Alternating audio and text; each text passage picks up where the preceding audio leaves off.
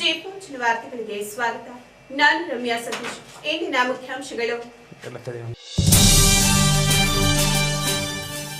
ಮಳೆ ಚಳಿ ಎನ್ನದೆ ಪಟ್ಟಣದ ಸ್ವಚ್ಛತೆಗೆ ಶ್ರಮಿಸುವ ಪೌರ ಕಾರ್ಮಿಕರನ್ನು ಪ್ರತಿಯೊಬ್ಬರೂ ಗೌರವಿಸಬೇಕು. ನಮ್ಮಗಳ ನಡುವಿನ ಅಪರೂಪದ ವ್ಯಕ್ತಿಗಳಾಗಿರುವ ಅವರಿಗೆ ಸರ್ಕಾರ ಸಕಲ ಸೌಲಭ್ಯ ಒದಗಿಸಬೇಕು ಎಂದ ಶಾಸಕ ಬಾಲಕೃಷ್ಣ ಪುರಸಭೆ ನಡೆಸಿದ ಪೌರ ಕಾರ್ಮಿಕರ ದಿನಾಚರಣೆಯಲ್ಲಿ ಹೇಳಿಕೆ.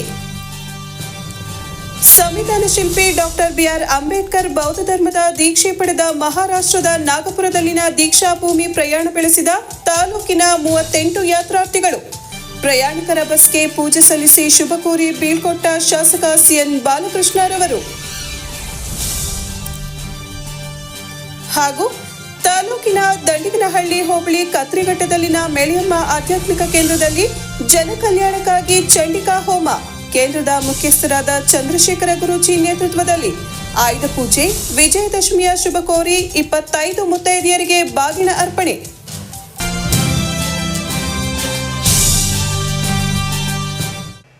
ವಾರ್ತೆಗಳ ವಿವರ. ಜನತೆ ಬೆಚ್ಚನೆ ಸುಖನಿದ್ರೆಯಲ್ಲಿರುವ ಹೊತ್ತಿನಲ್ಲೇ ನಗರದ ಸ್ವಚ್ಛತಾ ಕಾರ್ಯ ಕೈಗೊಳ್ಳುವ ಪೌರ ಕಾರ್ಮಿಕರು ನಮ್ಮಗಳ ನಡುವೆ ಇರುವ ಅಪರೂಪದ ಅಸಾಮಾನ್ಯರು. ಪುರಸಭೆಯು ಅವರ ಜೊತೆಯಾಗಿ ಸದಾ ಇದ್ದು ಅವರ ಕಷ್ಟ ಕಾರ್ಪಣ್ಯಗಳನ್ನು ನೋಡಿಕೊಳ್ಳುವುದು ಕರ್ತವ್ಯವೆಂದು ಶಾಸಕರಾದ ಸಿಎನ್ ಬಾಲಕೃಷ್ಣ ಹೇಳಿದರು.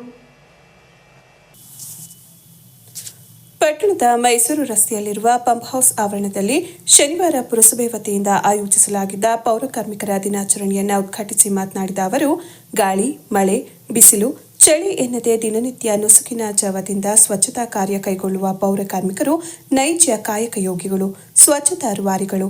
ಪೌರ ಕಾರ್ಮಿಕರು ಸದಾ ಸ್ಮರಣೀಯರು. ಅವರಿಗೆ ಸಲ್ಲಬೇಕಾದ ಸವಲತ್ತುಗಳು ಸಿಗುವಂತಾಗಬೇಕು. ಈ ನಿಟ್ಟಿನಲ್ಲಿ ರಾಜ್ಯ ಸರ್ಕಾರ ಗುತ್ತಿಗೆ ನೌಕರನ್ನ ಖಾಯಂಗೊಳಿಸಿರುವುದು ಸ್ವಾಗತಾರ್ಹ ಎಂದರು.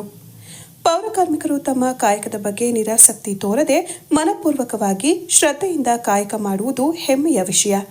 ದೊಡ್ಡ ವ್ಯಕ್ತಿ ಮತ್ತು ಉನ್ನತ ಹುದ್ದೆಯಲ್ಲಿರುವವರನ್ನ ಸತ್ಕರಿಸುವುದು, ಗೌರವಿಸುವುದು ದೊಡ್ಡ ಕಾರ್ಯವಲ್ಲ. ಪೌರ ಕಾರ್ಮಿಕರಂತಹ ವ್ಯಕ್ತಿಗಳನ್ನು ಪ್ರತಿ ವರ್ಷ ಗೌರವಿಸುವುದು ಜನ ಮೆಚ್ಚುವ ಕಾರ್ಯವಾಗಿದೆ. ನಿಮ್ಮ ಉತ್ತಮ ಆರೋಗ್ಯದಿಂದ ಪಟ್ಟಣದ ಉತ್ತಮ ಆರೋಗ್ಯ ಸಾಧ್ಯ. ನಿಮ್ಮಗಳ ಆರೋಗ್ಯ ಕಾಪಾಡಿಕೊಳ್ಳುವ ನಿಟ್ಟಿನಲ್ಲಿ ಪ್ರತಿ 3 ತಿಂಗಳಿಗೊಮ್ಮೆ ಆರೋಗ್ಯ ತಪಾಸಣೆ ನಡೆಸಲಾಗುತ್ತಿದೆ. ಒಳ್ಳೆ ಆರೋಗ್ಯ ಕಾಪಾಡಿಕೊಳ್ಳಿ ಎಂದು ಮನವಿ ಮಾಡಿದರು. ಈ ನಗರದ ಸ್ವಚ್ಛತೆಯ ಹಿಂದೆ ನಮ್ಮ ಪೌರ ಕಾರ್ಮಿಕರ ಶ್ರಮ ಇದೆ. ಆ ಶ್ರಮಕ್ಕೆ ನಾವು ಯಾವತ್ತೂ ಕೂಡ ಬೆಲೆ ಕಟ್ಟಲಿಕ್ಕೆ ಕನಸಿನಲ್ಲೂ ಸಾಧ್ಯವಿಲ್ಲ ಎಂಬತಕ್ಕಂಥ ಮಾತನ್ನು ಹೇಳಲಿಕ್ಕೆ ಈ ಸಂದರ್ಭದಲ್ಲಿ ವಿಶೇಷವಾಗಿ ಬಯಸ್ತಾ ಇದ್ದಾರೆ. ಇವತ್ತೇನಾದರೂ ನಮ್ಮ ಚನ್ನರಾಯಪಟ್ಟಣ ಒಂದು ಸ್ವಚ್ಛತೆಯ ಹೆಗ್ಗಳಿಕೆಗೆ ಹೆಸರಾಗಿದೆ ಅಂದರೆ ಅದು ನಿಮ್ಮೆಲ್ಲರ ಪರಿಶ್ರಮದಿಂದ ನಾನು ವೈಯಕ್ತಿಕವಾಗಿ ಹೃದಯಪೂರ್ವಕವಾದಂಥ ಅಭಿನಂದನೆಗಳನ್ನು ಸಲ್ಲಿಸಲಿಕ್ಕೆ ಬಯಸ್ತಾ ಇದ್ದೀನಿ. ಬಹುಶಃ ನೀವೆಲ್ಲರೂ ಕೂಡ ಒಂದು ಮುಖ್ಯ ಬೀದಿಯಲ್ಲಿ ಮೆರವಣಿಗೆಯೊಂದಿಗೆ ಒಂದು ನೃತ್ಯ ಮಾಡೋದರೊಂದಿಗೆ ಸಂತೋಷದಿಂದ ಈ ಕಾರ್ಯಕ್ರಮದಲ್ಲಿಯೂ ಕೂಡ ಭಾಗಿಗಳಾಗಿದ್ದೀರಿ. ಅದ್ರ ಜೊತೆಯಲ್ಲಿ ಇವತ್ತು ಹಲವಾರು ಪೌರ ಕಾರ್ಮಿಕರಿಗೆ ಸನ್ಮಾನವನ್ನು ಮಾಡಿದ್ದೇವೆ. ಜೊತೆಗೆ ನಿಮಗೆ ನಿಗದಿತವಾದಂಥ ಒಂದು ಕ್ರೀಡೆಗಳನ್ನು ಆಯೋಜನೆ ಮಾಡಿ ಒಂದು ಪ್ರಶಸ್ತಿ ಪ್ರದಾನವನ್ನು ಕೂಡ ಈ ಸಂದರ್ಭದಲ್ಲಿ ಮಾಡಿದ್ದೇವೆ. ನಮ್ಮ ಶ್ರೀಮತಿಯವರು ಮತ್ತು ನಾವು ಪ್ರತಿ ವರ್ಷದಂತೆ ನಿಮ್ಮೆಲ್ಲರಿಗೂ ಕೂಡ ವಾಡಿಕೆಯಂತೆ ನಿಮ್ಮೆಲ್ಲರಿಗೂ ನಮ್ಮ ಸಹೋದರಿಯ ಕಾರ್ಮಿಕ ಬಂಧುಗಳಿಗೆ, ಯುವಕರಿಗೆ ಎಲ್ಲರೂ ಕೂಡ ಒಂದು ಗೌರವವನ್ನು ಸಲ್ಲಿಸುವಂಥ ದೃಷ್ಟಿನಲ್ಲಿ ಅದು ಎಲ್ಲ ವಸ್ತ್ರದಾನಗಳನ್ನು ಕೂಡ ಮಾಡ್ತಿದ್ದೇವೆ. ಅದು ನಮಗೂ ಕೂಡ ಅದು ದೊಡ್ಡ ಗೌರವ ಅಂತ ನಾವು ಭಾವಿಸಿದ್ದೇವೆ. ವಿಶೇಷವಾಗಿ ಇವತ್ತು ನಮ್ಮ ಚನ್ನರಾಯಪಟ್ಟಣ ಪುರಸಭೆ ಇವತ್ತು ಹಾಸನ ನಗರ ಪಾಲಿಕೆಯನ್ನು ಹೊರತುಪಡಿಸಿದರೆ ಬಹುಶಃ ಆ ಒಂದು ವಸತಿ ಪ್ರದೇಶ ವಿಸ್ತಾರವಾಗಿ ಬೆಳೀತಿರ್ತಕ್ಕಂಥ ಹಿನ್ನೆಲೆಯಲ್ಲಿ ಇವತ್ತು ಸ್ವಚ್ಛತೆಗೆ ನೀವು ಆದ್ಯತೆ ನೀಡಿ ನಮಗೆ ಶಕ್ತಿ ತುಂಬಿರ್ತಕ್ಕಂಥದ್ದು ನಮಗೂ ಕೂಡ ಒಂದು ದೊಡ್ಡ ಹೆಸರು ಬರ್ತಕ್ಕಂಥದ್ದಕ್ಕೆ ಅದರ ಹಿಂದೆ ನಿಮ್ಮ ಶ್ರಮ ಸಹಕಾರ ಇದೆ ಅಂತ ಕೂಡ ಹೇಳಲಿಕ್ಕೆ ಬಯಸ್ತಾ ಇದ್ದೇನೆ. ಅದರ ಜೊತೆಗೆ ವಾಟರ್ ಮ್ಯಾನೇಜ್ಮೆಂಟ್ ಮಾಡ್ತಿರ್ತಕ್ಕಂಥ ನಮ್ಮ ವಾಟರ್ ಮ್ಯಾನ್ಸ್ಗಳು ಕೂಡ ಹೊರಗುತ್ತಿಗೆನಲ್ಲಿ ಯಾವುದೇ ಒಂದು ಸಮಸ್ಯೆಗಳು ಬರದರೆ, ದೂರುಗಳು ಬರದ ರೀತಿಯಲ್ಲಿ ಎಲ್ಲ ಕಡೆ ನದಿ ನೀರನ್ನು ತಲುಪಿಸುವಂಥ ಕೆಲಸವನ್ನು ಮಾಡ್ತಾ ಇದ್ದಾರೆ. ಅದೇ ರೀತಿ ಈ ಟ್ರ್ಯಾಕ್ಟರು ಇನ್ನಿತರ ವೇಸ್ಟ್ ಯಾರ್ಡ್ನಲ್ಲಿ ಕೆಲಸ ಮಾಡ್ತಿರ್ತಕ್ಕಂಥ ಸಿಬ್ಬಂದಿಗಳು ಎಲ್ಲರೂ ಕೂಡ ಜವಾಬ್ದಾರಿಯುತವಾಗಿ ಕೆಲಸ ಮಾಡ್ತಿದ್ದೀರಿ. ಜೊತೆಗೆ ಹೊರಗುತ್ತಿಗೆನಲ್ಲಿ ಕೆಲಸ ಮಾಡ್ತಿರುವಂಥ ಎಲ್ಲ ನಮ್ಮ ಸಹೋದರಿಯರು ಕೂಡ ಮುಂದೆ ಆಸೀನರಾಗಿದ್ದೀರಿ. ನಮ್ಮ ಎನ್ವೈರ್ನಮೆಂಟಲ್ ಇಂಜಿನಿಯರ್ಸು, ಅದೇ ರೆವಿನ್ಯೂ ಇನ್ಸ್ಪೆಕ್ಟರ್ಸು.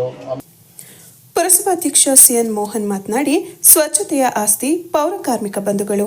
ಪಟ್ಟಣದ ಅಂದ ಚಂದ ತುಂಬುವ ಕೆಲಸ ಮಾಡುವ ನಿಮ್ಮಗಳ ಶ್ರಮ ಕಾರ್ಯತತ್ಪರತೆಯಿಂದ ನಗರಗಳು ಸ್ವಚ್ಛವಾಗಿರಲು ಕಾರಣವಾಗಿದೆ. ನಿಮ್ಮ ಕಷ್ಟ ನೋವುಗಳಿಗೆ ಸ್ಪಂದಿಸುವ ಕೆಲಸವನ್ನ ಪುರಸಭೆ ಆಡಳಿತ ಮಂಡಳಿ ಮಾಡುತ್ತಿದೆ. ಜನ ಎದ್ದೇಳುವ ಮುಂಚೆ ನೀವುಗಳು ಪಟ್ಟಣದ ಸ್ವಚ್ಛತೆ ಮಾಡಿ ಸುಂದರ ಪಟ್ಟಣವನ್ನಾಗಿಸಿದ ಹಿನ್ನೆಲೆಯಲ್ಲಿ 2023-24ನೇ ಸಾಲಿನ ಚನ್ನರಾಯಪಟ್ಟಣ ಪುರಸಭೆಗೆ ರಾಷ್ಟ್ರೀಯ ಸನ್ಮಾನದ ಗೌರವ ಸಿಕ್ಕಿದೆ. ಇದು ನಿಮ್ಮ ಶ್ರಮದಿಂದ ಸಾಧ್ಯವಾಗಿದೆ ಎಂದು ಶ್ಲಾಘಿಸಿದರು. ಮಾಡ್ತಕ್ಕಂಥದ್ದಲ್ಲ, ಪ್ರತಿಯೊಬ್ಬರು ನಾಗರಿಕರು ಇದನ್ನು ಆಚರಣೆ ಮಾಡಬೇಕು. ಯಾಕೆಂದರೆ ಮನುಷ್ಯ ಸಾಮಾನ್ಯವಾಗಿ 6 ಗಂಟೆಯಿಂದ 7-8 ಗಂಟೆಗೆ ಎದ್ದು ಆಚೆ ಬರ್ತಕ್ಕಂಥದ್ದು. ಆದರೆ ನಮ್ಮ ಪೌರ ಸೇವಾ ಕಾರ್ಮಿಕರು ಬೆಳಗ್ಗೆ 4 ಗಂಟೆಗೆ ಬರ್ತಾರೆ. 4 ಗಂಟೆಗೆ ಎದ್ದು ಬಂದು ನಾವು ಎದ್ದು ಆಚೆ ಬರೋರೊಳಗೆ ನಮ್ಮ ಮನೆ ಅಂಗಳ, ರಸ್ತೆ, ಚರಂಡಿ ಎಲ್ಲನೂ ಸ್ವಚ್ಛ ಮಾಡಿರ್ತಾರೆ. ಅಂಥವರ ದಿನಾಚರಣೆಯನ್ನು ನಾವು ಪುರಸಭೆಗೆ ಮಾತ್ರ ಸೀಮಿತವಾಗಬಾರ್ದು. ಪ್ರತಿಯೊಂದು ಮನೆಯಲ್ಲೂ ಪ್ರತಿಯೊಬ್ಬ ನಾಗರಿಕನೂ ಇದನ್ನು ಆಚರಣೆ ಮಾಡಬೇಕು ಅಂತ ನನ್ನ ಅನಿಸಿಕೆಯನ್ನು ತಿಳಿಸ್ತಾ ಇದ್ದೀನಿ.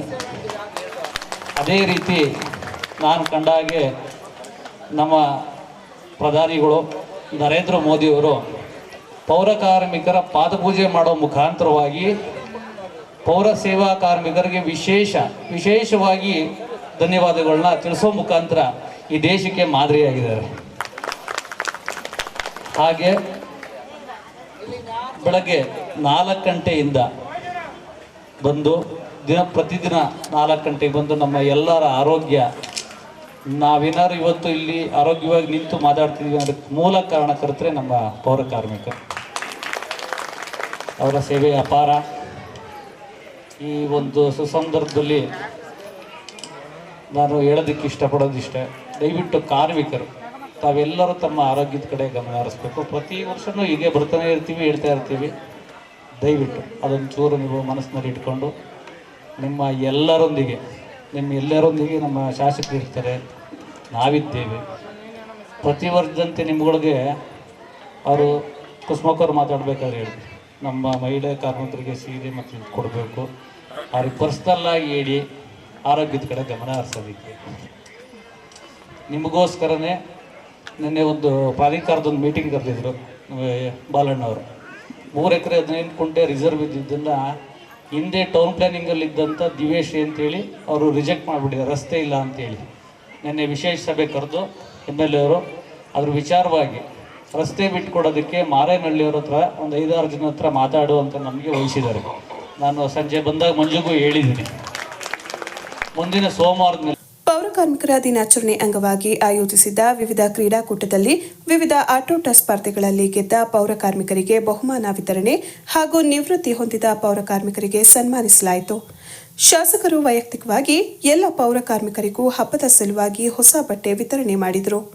ಸಮಾರಂಭದ ಆರಂಭದಲ್ಲಿ ಇತ್ತೀಚೆಗೆ ನಿಧನರಾದ ಖ್ಯಾತ ಸಾಹಿತಿ SL ಭೈರಪ್ಪ ಹಾಗೂ 2 ಪೌರ ಕಾರ್ಮಿಕರಾದ ನಾಗೇಂದ್ರ, ಕಿಶನ್ ಅವರ ಆತ್ಮಕ್ಕೆ ಶಾಂತಿ ಕೋರಿ ಮೌನಾಚರಣೆ ಸಲ್ಲಿಸಲಾಯಿತು.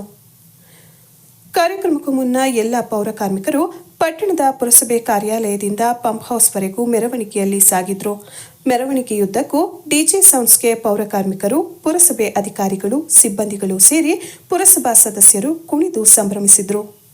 ಕಾರ್ಯಕ್ರಮದಲ್ಲಿ ಪುರಸಭಾ ಉಪಾಧ್ಯಕ್ಷೆ ಕವಿತಾ ರಾಜು, ಸ್ಥಾಯಿ ಸಮಿತಿ ಅಧ್ಯಕ್ಷ SA ಗಣೇಶ್, ಸದಸ್ಯರಾದ ಬನಶಂಕರಿ ರಘು, ರಾಧಾ ಮಂಜುನಾಥ್, ರೇಖಾ ಅನಿಲ್, GR ಸುರೇಶ್, ರಾಣಿ ಕೃಷ್ಣ, ಯೋಗೇಶ್, ಲಕ್ಷ್ಮಮ್ಮ, ಧರ್ಣೇಶ್, ಪ್ರಕಾಶ್, ನಾಮನಿರ್ದೇಶಕ ಸದಸ್ಯರಾದ ಉಮಾಶಂಕರ್, ಪ್ರೇಮ್ ಕುಮಾರ್, ರವಿ, ಮುಖ್ಯಾಧಿಕಾರಿ R ಯತೀಶ್ ಕುಮಾರ್, ಪರಿಸರ ಅಭಿಯಂತರೆ ಕಾವ್ಯ, ಪುರಸಭೆಯ ಆಡಳಿತ ಸಿಬ್ಬಂದಿ ವರ್ಗ ಸೇರಿದಂತೆ ಪೌರ ಕಾರ್ಮಿಕರು ಭಾಗವಹಿಸಿದ್ರು.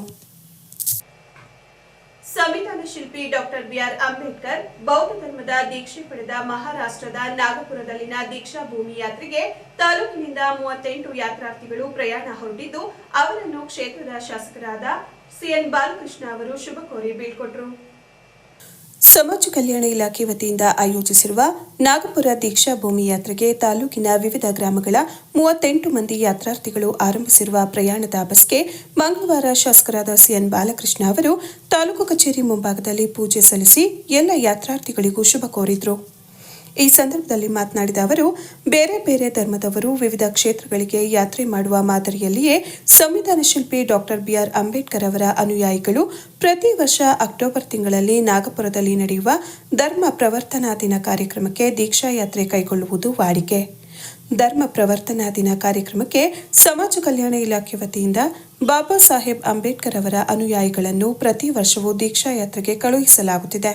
ಈ ವರ್ಷ ಚನ್ನರಾಯಪಟ್ಟಣ ತಾಲೂಕಿನಿಂದ 38 ಹಾಗೂ ಹೊಳೆನರಸೀಪುರದಿಂದ 5 ಅನುಯಾಯಿಗಳನ್ನು ನಾಗ್ಪುರ ದೀಕ್ಷಾ ಯಾತ್ರೆಗೆ ಕಳುಹಿಸುತ್ತಿರುವುದಾಗಿ ಅವರು ತಿಳಿಸಿದರು. ಸಮಾಜ ಕಲ್ಯಾಣ ಇಲಾಖೆಯ ಸಹಾಯಕ ನಿರ್ದೇಶಕ ಡಿಆರ್ ತ್ಯಾಗರಾಜ್, ಕಚೇರಿ ಅಧೀಕ್ಷಕ ಮೋಹನ್, ದಲಿತ ಮುಖಂಡರಾದ ಪ್ರಕಾಶ್ ವಿರೂಪಾಕ್ಷಪುರ, ರಂಗಸ್ವಾಮಿ ಕಲ್ಕೆರೆ, ಯೋಗೇಶ್ ಗುರಿಗಾರನಹಳ್ಳಿ, ಸಿಆರ್ಪಿ ಮಲ್ಲೇಶ್, ಪುಟ್ಟಸೋಮಣ್ಣ, ಪರಮೇಶ್, ರಂಗಪ್ಪ, ನಾಗರಾಜು, ದೇವರಾಜ್, ಮಂಜಯ್ಯ, ಅಣ್ಣಮರಿ, ರಘು, ವಿಆರ್ ಮಂಜಣ್ಣ ಸೇರಿದಂತೆ ಇತರರು ದೀಕ್ಷಾ ಯಾತ್ರೆಯಲ್ಲಿ ಭಾಗವಹಿಸಿದರು. ನಮ್ಮ ದಲಿತ ಸಂಘಟನೆ ಎಲ್ಲ ಗೌರವಾನ್ವಿತ ಮುಖಂಡರುಗಳು ಇವತ್ತು ನಮ್ಮ ವಿಶೇಷವಾಗಿ ನಮ್ಮ ಸಹೋದರಿಯರು ಕೂಡ ಸೇರಿದಂತೆ ಇವತ್ತು ನಾಗಪುರ ದೀಕ್ಷಾ ಭೂಮಿಗೆ ಪ್ರಯಾಣ ಮಾಡ್ತಾ ಇದ್ದಾರೆ. ಈ ಸಂದರ್ಭದಲ್ಲಿ ಸರ್ವರಿಗೂ ಕೂಡ ಕ್ಷೇತ್ರದ ಪ್ರತಿನಿಧಿಯಾಗಿ ನಮ್ಮ ಸಮಾಜ ಕಲ್ಯಾಣ ಇಲಾಖೆಯ ಪರವಾಗಿ ಎಲ್ಲರಿಗೂ ಹೃದಯಪೂರ್ವಕವಾದಂಥ ಒಂದು ಅಭಿನಂದನೆಗಳನ್ನು ಸಲ್ಲಿಸಲಿಕ್ಕೆ ಬಯಸ್ತಾ ಇದ್ದೇನೆ. ಅಂದರೆ ಬಾಬಾ ಸಾಹೇಬ್ ಅಂಬೇಡ್ಕರ್ ಅವರ ಒಂದು ದೀಕ್ಷೆ ಪಡ್ಕೊಂಡಂಥ ಒಂದು ಪುಣ್ಯಕ್ಷೇತ್ರ. ಪ್ರತಿ ವರ್ಷವೂ ಕೂಡ ನಮ್ಮ ತಾಲೂಕಿನಿಂದ ಇಲ್ಲಿ 35ರಿಂದ 40 ಜನರನ್ನು ಅವರ ಕಳಿಸ್ಕೊಡುವಂಥ ಒಂದು ಅವಕಾಶವನ್ನು ಮಾಡಿಕೊಟ್ಟು ಬಂದಿದ್ದೇವೆ. ಬಹುಶಃ ಅಲ್ಲಿ ನಿಮಗೆ ಆ ಒಂದು ಪ್ರವಾಸಕ್ಕೆ ಅವಕಾಶ ಸಿಗ್ತಿರೋದು ಕೂಡ ನಿಮ್ಮೆಲ್ಲರ ಸೌಭಾಗ್ಯ ಅಂತ ನಾವು ವಿಶೇಷವಾಗಿ ಭಾವಿಸಿದ್ದೇವೆ. ಸಮಾಜ ಕಲ್ಯಾಣ ಇಲಾಖೆ ಮತ್ತು ನಮ್ಮ ಸಹಕಾರ ಮೊದಲಿಂದಲೂ ಕೂಡ ನಾವು ನೀಡ್ಕೊಂಡು ಬಂದಿದ್ದೇವೆ. ಪ್ರತಿ ವರ್ಷವೂ ಕೂಡ ನಾವು ಚಾಲನೆಯನ್ನು ನೀಡ್ತೀವಿ. ಅಲ್ಲಿ ಅವರ ಸಂದೇಶಗಳನ್ನು, ಅಲ್ಲಿಯ ಅವರ ಒಂದು ಘೋಷಣೆಗಳನ್ನು ಇವೆಲ್ಲರೂ ಕೂಡ ಅನುಸರಣೆ ಮಾಡಿಕೊಂಡು ತಮ್ಮದೇ ಆದಂಥ ಒಂದು ದಿಕ್ಕಿನಲ್ಲಿ ಉತ್ತಮವಾದಂಥ ಒಂದು ಸೇವೆಯನ್ನು ಮಾಡುವಂಥ ಅವಕಾಶಗಳನ್ನು ಮಾಡಿಕೊಂಡು ಬಾಬಾ ಸಾಹೇಬ್ ಅಂಬೇಡ್ಕರ್ ಅವರು ನಮಗೆ ಸಂವಿಧಾನವನ್ನು ನೀಡಿ ಜಗತ್ತಿನಲ್ಲೇ ನಮ್ಮ ದೇಶ ಇವತ್ತು ಒಂದು ಮುನ್ನಡೆಯನ್ನು ಸಾಧಿಸ್ತಿದೆ ಅಂದರೆ ಅವರು ಕೊಟ್ಟಂಥ ಒಂದು ದಿಟ್ಟ ಸಂವಿಧಾನ ಅಂತ ನಾನು ಹೇಳಲಿಕ್ಕೆ ಬಯಸ್ತಾ ಇದ್ದೀನಿ. ಇವತ್ತು ನಮ್ಮ ಎಲ್ಲ ಮುಖಂಡರು ಪ್ರಕಾಶ್ ಆದಿಯಾಗಿ ಅಧ್ಯಕ್ಷಿದ್ದಾರೆ, ಇನ್ನು ನಮ್ಮ ಯೋಗೀಶ್ ಇರ್ಬೋದು, ಇನ್ನು ಕೂಡ ನಮ್ಮ ಮೂರ್ತಿಯಣ್ಣ, ಪುರುಷಾಮಣ್ಣ, ರಂಗಸ್ವಾಮಿಯವರು, ಮಲ್ಲೇಶ್, ನಮ್ಮ ಸಕ್ಕರೆಯವರು, ಮಹಿಳಾ ಪ್ರತಿನಿಧಿಗಳು ವಿಶೇಷವಾಗಿ ಹೋಸಲ ನನ್ನ ಪ್ರಕಾರ ಮಹಿಳೆಯರು ಎಷ್ಟು ಹೋಗಿರೋ ಗೊತ್ತಿಲ್ಲ ನನಗೆ. ಈ ಸಲ ಕೂಡಿ ಅವರು ಕೂಡ ನಿಮ್ಮ ಜೊತೆ ಪ್ರಯಾಣವನ್ನು ಮಾಡ್ತಾ ಇದ್ದಾರೆ. ಪ್ರಯಾಣ ಸುಖಕರವಾಗಿರಲಿ. ಯಾಕೆಂದರೆ ಹೋಗಿ ಬರೋ ತನಕ ಕೂಡ ಒಂದು ಜಾಗರೂಕತೆ ಮುಖ್ಯ. ಯಾಕೆಂದರೆ ಎಲ್ಲ ಹೈವೇನಲ್ಲಿ ಓಡಾಡುವಂಥ ಸಂದರ್ಭದಲ್ಲಿ ಚಾಲಕರಿಗೂ ಕೂಡ ಎಲ್ಲ ಒಂದು ಸಮಾಧಾನದಿಂದ ಒಂದು ಉಪಚಾರಗಳನ್ನು ಮಾಡಿಕೊಂಡು ಒಂದು ಯಶಸ್ವಿಯಾಗಿ ಪ್ರವಾಸವನ್ನು ನೆರವೇರಲಿ ಅಂತ ನಾನು ಪ್ರಾರ್ಥನೆ. ವಿಶ್ವಕ್ಕೆ ಶಾಂತಿ ದೂತರಾಗಿದ್ದ ಭಾರತ ದೇಶದ ಫಾದರ್ ಆಫ್ ನೇಷನ್ ಆಗಿರುವ ಮಹಾತ್ಮ ಗಾಂಧೀಜಿಯವರ ಜಯಂತಿಯನ್ನು ಅಕ್ಟೋಬರ್ 2ರಂದು ವಿಶ್ವದೆಲ್ಲೆಡೆ ಆಚರಿಸುತ್ತಿದ್ದು, ಇಂದಿನ ಯುವಕರು ಗಾಂಧೀಜಿಯವರ ಆದರ್ಶ, ತತ್ವ, ಶಾಂತಿಯನ್ನ ಅಳವಡಿಸಿಕೊಂಡು ದೇಶದ ಅಭಿವೃದ್ಧಿಗೆ ಮುಂದಾಗಬೇಕು ಎಂದು ಪಟ್ಟಣದ ಪ್ರಜಾಪಿತ ಬ್ರಹ್ಮಕುಮಾರಿ ಸಮಾಜದ ಹಿರಿಯ ಸದಸ್ಯರಾದ ಲಕ್ಷ್ಮೀನಾರಾಯಣರವರು ತಿಳಿಸಿದ್ದಾರೆ.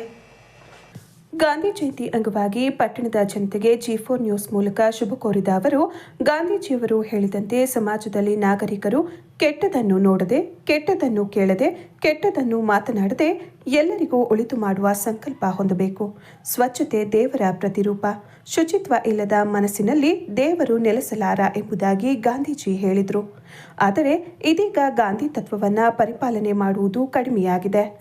ಅವರು ಕಂಡ ರಾಮರಾಜ್ಯವನ್ನು ಎಲ್ಲರೂ ಸೃಷ್ಟಿಸುವ ಕೆಲಸವಾಗುವ ಮೂಲಕ ಗಾಂಧೀಜಿ ಹುಟ್ಟಿದ ದೇಶದಲ್ಲಿ ಎಲ್ಲರೂ ಶಾಂತಿ, ನೆಮ್ಮದಿ, ಸುಖ, ಸಂತೋಷದಿಂದ ನೆಲೆಸುವ ಕೆಲಸವಾಗಬೇಕು ಎಂದರು. ಪ್ರಜಾಪಿತ ಬ್ರಹ್ಮಕುಮಾರಿ ಸಮಾಜದಲ್ಲಿ 35 ವರ್ಷ ರಾಜಯೋಗ ಮಾಡಿರುವ ಬ್ರಹ್ಮಕುಮಾರಿ ಸಮಾಜದ ಮುಖ್ಯ ಆಶ್ರಮವಿರುವ ಮೌಂಟ್ ಅಬುಗೆ ಭೇಟಿ ನೀಡಿ ಬಂದಿರುವ ಗೋರನಹಳ್ಳಿ ಲಕ್ಷ್ಮೀನಾರಾಯಣರವರು ಆಧ್ಯಾತ್ಮಿಕ ಚಿಂತನೆಯಲ್ಲಿ ಜನರು ನೆಮ್ಮದಿ ಕಾಣಲು ಸಾಧ್ಯವೆಂದರು. ಓಂ ಅಂದರೆ ನಾನಾತ್ಮ, ಓಂ ಶಾಂತಿ ಅಂದರೆ ನಮ್ಮ ಶಾಂತಿಯ ಸ್ವಧರ್ಮ ಆಗಿದೆ. ಗಾಂಧಿ ಜಯಂತಿ ಪ್ರಯುಕ್ತ ಆರ್ಥಿಕ ಶುಭಾಶಯಗಳೆಲ್ಲರಿಗೂ. ಕೈ ನೆನಪು ಮರೆಯಾಗಲಿ, ಸಿಹಿ ನೆನಪು ಚಿರವಾಗಲಿ. ಗಾಂಧೀಜಿಯವರು ಕಂಡ ಕನಸು ನನಸಾಗಿ ಹೊಸ ದಿನಗಳು ಬರಲಿ ಅಂತ ಎಲ್ಲರಿಗೂ ಆರ್ಥಿಕ ಶುಭಾಶಯ ಕೋರ್ತೀನಿ. ಗಾಂಧೀಜಿಯವರು ಹೇಳಿದರು, ಕೆಟ್ಟದ್ದು ನೋಡಬೇಡಿ, ಕೆಟ್ಟದ್ದು ಮಾತಾಡಬೇಡಿ, ಕೆಟ್ಟದ್ದು ಕೇಳಬೇಡಿ ಅಂತ ಹೇಳಿದರು. ನಂತರ ಸ್ವಚ್ಛತೆ ಒಂದು ದೇವತೆ ಸಮಾನ. ಶುಚಿತ್ವ ಇಲ್ಲದ ದೇಹ ಮನಸ್ಸಲ್ಲಿ ದೇವ್ರು ನೆಲೆಸಲ್ಲ ಅಂತ ಗಾಂಧೀಜಿ ಹೇಳಿದರು. ಈ ಗಾಂಧಿ ತತ್ವ ಒಬ್ಬರಲ್ಲೂ ಇಲ್ಲ, ಎಲ್ಲ ಕಣ್ಮರೆಯಾಗಿ ಹೋಗ್ತಾ ಇದೆ. ಅನೇಕ ಭ್ರಷ್ಟಾಚಾರಗಳು, ಅನಾಚಾರಗಳು, ಸುಳ್ಳು ನಡೀತಾ ಇದೆ, ಎಲ್ಲ ಮರೆತು ಹೋಗ್ತಾ ಇದೆ. ಗಾಂಧೀಜಿಯವರು ರಾಮರಾಜ್ಯ ಮಾಡಬೇಕು ಅಂತ ಎಷ್ಟೋ ಪ್ರಯತ್ನ ಪಟ್ಟರು. ಈ ರಾವಣ ರಾಜ್ಯವನ್ನು ದೂರ ಮಾಡಬೇಕು ಅಂತ ಪ್ರಯತ್ನ ಪಟ್ಟು ಅವರು ರಾಮರಾಜ್ಯ ಮಾಡಿ ಸದಾ ರಾಮ ಧ್ಯಾನವನ್ನು ಮಾಡ್ತಾಯಿದ್ರು. ರಾಮ ಧ್ಯಾನ, ರಾಮ ರಾಮ ಅಂತ ಮಾಡ್ತಾಯಿದ್ರು. ಅವರಲ್ಲಿ ನಿಶ್ಚಯ ಬುದ್ಧಿ ಇತ್ತು. ನಿಶ್ಚಯ ಇದ್ದರೆ ನಮ್ಮಲ್ಲಿ ವಿಜಯ ಸಾಧಿಸೋಕ್ಕೆ ಸಾಧ್ಯ. ನಿಶ್ಚಯ ಬುದ್ಧಿ ಇರೋ ಹೊತ್ತಿಗೆ ಗಾಂಧೀಜಿಯವರಲ್ಲಿ ನಮಗೆ ಸ್ವಾತಂತ್ರ್ಯವನ್ನು ತಂದುಕೊಟ್ರು. ಅದರಿಂದ ಈ ಗಾಂಧೀಜಿಯವರ ಕಂಡ ಕನಸು ನನಸಾಗಬೇಕು ಅಂತ ಕೇಳ್ಕೊಳ್ತೀನಿ. ಇದು ಇನ್ನೂ ರಾವಣ ರಾಜ್ಯ ಕೂತಿದೆ, ರಾಮರಾಜ್ಯ ಆಗಿಲ್ಲ. ಅದರಿಂದ ರಾಮರಾಜ್ಯ ಆಗಬೇಕು ಅಂದರೆ ಈ ಮನುಷ್ಯರಿಂದ ಸಾಧ್ಯವಾಗಲ್ಲ. ನಮ್ಮ ಬ್ರಹ್ಮಕುಮಾರಿ ಈಶ್ವರಿ ವಿದ್ಯಾಲಯ ಶಿವಪರಮಾತ್ಮ ನಿರಾಕಾರಿ ಜ್ಯೋತಿ ಬಿಂದು, ಅವನು ಜನನ ಮರಣ ಚಕ್ರದಲ್ಲಿ ಬರಲ್ಲ. ಅವನಿಂದ ಈ ರಾಮರಾಜ್ಯ ಮಾಡೋಕ್ಕೆ ಸಾಧ್ಯ. ಇದು ಶಿವನ ಪರಮಾತ್ಮನ ಜ್ಞಾನವನ್ನು ಎಲ್ರಿಗೂ ಧ್ಯಾನ ಮಾಡಬೇಕು. ಮನಸ್ಸಿನಿಂದ ಯೋಗ ದಾನ ಮಾಡಿ, ವಾಣಿಯಿಂದ ಜ್ಞಾನದಾನ ಮಾಡಿ, ಕರ್ಮದಿಂದ ಗುಣದಾನ ಮಾಡಿದಾಗ ಈ ರಾಮರಾಜ್ಯ ಆಗಕ್ಕೆ ಸಾಧ್ಯ. ಇದು ಸಾಧ್ಯ ಇಲ್ಲ. ನಮ್ಮ ಬ್ರಹ್ಮಕುಮಾರಿ ಈಶ್ವರಿ ವಿದ್ಯಾಲಯದ 150 ರಾಷ್ಟ್ರಗಳಲ್ಲಿ ಜ್ಞಾನ ವಿಶ್ವವಿದ್ಯಾಲಯ ಸ್ಥಾಪನೆಯಾಗಿ ಜ್ಞಾನ ಕೊಡ್ತಾ ಇದೆ. ಅದರಿಂದ ಇದೊಂದಲ್ಲಿ ಸಾಧ್ಯ ಹೊರತು ಈ ರಾಮರಾಜ್ಯ ಮಾಡೋಕ್ಕೆ ಸಾಧ್ಯ ಇಲ್ಲ. ಎದು ಕೈ ಜೋಡಿಸಿದರೆ ಈ ರಾಮರಾಜ್ಯ ಆಗಕ್ಕೆ ಸಾಧ್ಯ ಹೊರತು ಸಾಧ್ಯ ಇಲ್ಲ. ಹಿಂದೆ ನಮ್ಮ ಸುಮಕ್ಕ ಬಾಲಕೃಷ್ಣ ಸುಮಕ್ಕ ಅವರು ಗಾಂಧಿವಾದಿ ಅಂತ ಹೇಳ್ಬೋದು. ಅವರು ನಮಗೆ ಎಷ್ಟೋ ನಮಗೆ ಸಪೋರ್ಟ್ ಕೊಟ್ಟಿದ್ದಾರೆ ಗಾಂಧಿ ತತ್ವ ಬಗ್ಗೆ. ಅವ್ರಿಗೂ ನಮಗೆಲ್ಲ ಆಧ್ಯಾತ್ಮಿಕ ಚಿಂತಕರು ಅಂತ ಅವರೊಬ್ಬರು ನಮ್ಮ ಆದಿರತ್ನ, ನಮ್ಮ ಚಂದ್ರಪಟ್ಟಣ ತಾಲೂಕವರು ಅಂತ ಅವರೊಬ್ಬರಿಗೆ ಹೇಳ್ಬೋದು. ದೇಶದಲ್ಲಿ ಆಚರಿಸಲಾಗುವ ನವರಾತ್ರಿ ಆಚರಣೆಯಲ್ಲಿ ದೇವಿಯನ್ನ ವಿಶೇಷವಾಗಿ ಪೂಜಿಸುವ ಕೆಲಸ ಎಲ್ಲೆಡೆ ನಡೆಯುತ್ತಿದ್ದು, ತಾಲೂಕಿನ ಕತ್ತರಿಘಟ್ಟದ ಮೆಳಿಯಮ್ಮ ಆಧ್ಯಾತ್ಮಿಕ ಕೇಂದ್ರದಲ್ಲಿ ಮಂಗಳವಾರದಂದು ಲೋಕ ಕಲ್ಯಾಣಾರ್ಥವಾಗಿ ನಾಡಿನ ಜನರ ಸುಭಿಕ್ಷತೆಗಾಗಿ ಚಂಡಿಕಾ ಹೋಮ ನಡೆಸಿ ಮುತ್ತೈದೆಯರಿಗೆ ಬಾಗಿನ ಸಲ್ಲಿಸಲಾಯಿತು. ತಾಲೂಕಿನ ದಂಡಿಗನಹಳ್ಳಿ ಹೋಬಳಿ ಕತ್ರಿಘಟ್ಟದಲ್ಲಿ ಶ್ರೀ ಚಂದ್ರಶೇಖರ ಗುರೂಜಿಯವರು ಸ್ಥಾಪಿಸಿರುವ ಶ್ರೀ ಮೆಳಿಯಮ್ಮ ಆಧ್ಯಾತ್ಮಿಕ ಕೇಂದ್ರದಲ್ಲಿ ನವರಾತ್ರಿ ದಿನಗಳಲ್ಲಿ ಆಯುಧ ಪೂಜೆ ಮತ್ತು ವಿಜಯದಶಮಿಯ ಶುಭ ಮನುಕುಲಕ್ಕೆ ಸಿಗಲಿ, ನಾಡಿನೆಲ್ಲೆಡೆ ಶಾಂತಿ, ಸಂತೋಷ, ಸುಖ, ಸಂಪತ್ತು ವೃದ್ಧಿಸಲಿ ಎಂಬುದಾಗಿ ಆಧ್ಯಾತ್ಮಿಕ ಕೇಂದ್ರದಲ್ಲಿ ದುರ್ಗಾಷ್ಟಮಿಯ ದಿನವಾದ ಮಂಗಳವಾರದಂದು ಚಂಡಿಕಾ ಹೋಮ ಏರ್ಪಡಿಸಲಾಗಿತ್ತು. ಬೆಳಗ್ಗೆ ಕನ್ಯಾ ಪೂಜೆ, ಸಂಕಲ್ಪ, ನವದೇವತೆಗಳಿಗೆ 12 ಪಾರಾಯಣ ಪಠಿಸಿ ಎಲ್ಲ ದೇವತೆಗಳನ್ನು ಪೂಜಿಸಿ ಚಂಡಿಕಾ ಹೋಮ ನಡೆಸಿ ಪೂರ್ಣಾಹುತಿ ಸಲ್ಲಿಸಲಾಗಿದೆ ಮತ್ತು 25 ಮುತ್ತೈದೆಯರಿಗೆ ಬಾಗಿನ ಅರ್ಪಿಸಲಾಯಿತು. ಈ ವರ್ಷವೂ ನಾಡಿನಲ್ಲಿ ಯಾವುದೇ ಅವಘಡ ಆಗದಂತೆ ದೇವರಲ್ಲಿ ಪ್ರಾರ್ಥಿಸಲಾಯಿತು. ಈ ವೇಳೆ ಜಿಲ್ಲಾ ಪಂಚಾಯಿತಿ ಮಾಜಿ ಸದಸ್ಯೆ ಕುಸುಮಾ ಬಾಲಕೃಷ್ಣ ಸೇರಿ ನಾಡಿನ ತಾಲೂಕಿನ ವಿವಿಧ ಗಣ್ಯರು ಹೋಮದಲ್ಲಿ ಭಾಗಿಯಾಗಿದ್ದರು. ಆರ್ದ್ರಾಯಕ್ ಒಂದೊಂದೇ ಇಟ್ಕೊಳ್ಳಿ. ಆರ್ದ್ರಾಯ ಕರಣಿ ಯಷ್ಟಿಂ ಸುವರ್ಣಾಂ ಹೇಮಮಾಲಿನೀಂ ಸೂರ್ಯಾಂ ಹಿರಣ್ಮಯೀಂ ಲಕ್ಷ್ಮೀಂ ಜಾತವೇದೋ ಮಹಾವಹ ಆರ್ದ್ರಾಂ ಪುಷ್ಕರಣೀಂ ಪುಷ್ಟಿಂ ಪಿಂಗಲಾಂ ಪದ್ಮಮಾಲಿನೀಂ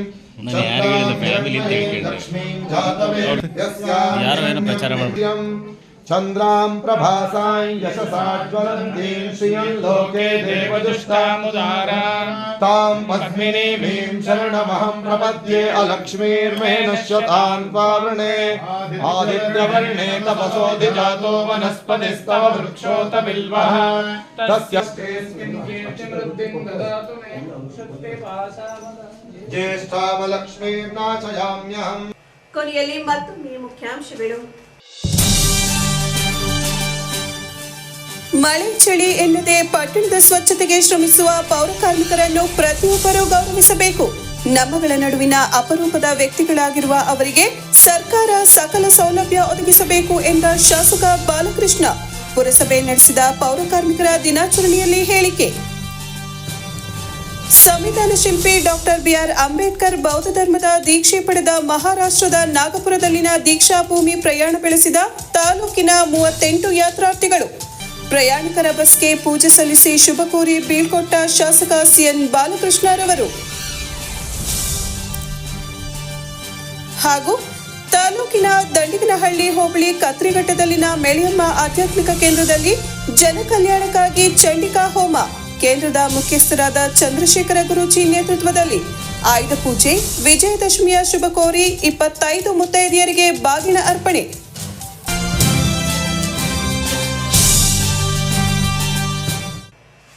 ಇಲ್ಲಿಗೆ ವಾರ್ತಾ ಪ್ರಸಾರ ಮುಕ್ತಾಯವಾಯಿತು. ಮತ್ತೆ ನಿಮ್ಮ ಭೇಟಿ ಮುಂದಿನ ಚಿಕ್ಕ ವಾರ್ತೆಯಲ್ಲಿ. ನಮಸ್ಕಾರ.